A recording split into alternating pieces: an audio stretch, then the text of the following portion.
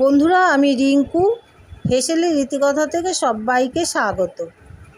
আজকে আমি যে রেসিপিটা দেখাতে চলেছি সেটা হচ্ছে পটেটো ফিঙ্গার। আসুন দেখে নেওয়া যাক কিভাবে পটেটো ফিঙ্গার তৈরি করছি।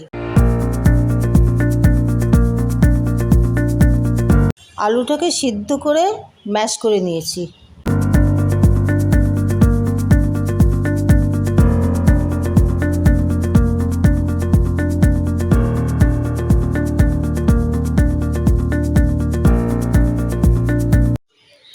এরপরে স্বাদ অনুসারে লবণ, গোলমরিচ আর গরম মশলা দিয়ে আবারও আলুটাকে ভালো করে মেখে নিলাম।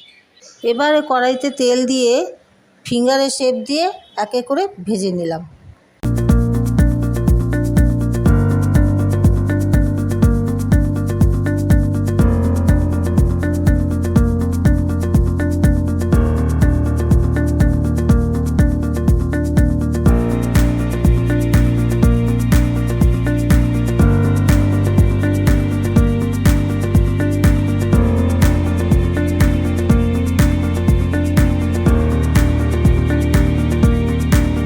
বন্ধুরা, এই পটেটো ফিঙ্গার খেতে গেলে আপনাদের গরম গরমই খেতে হবে, ঠান্ডা হয়ে গেলে মিয়ে যাবে।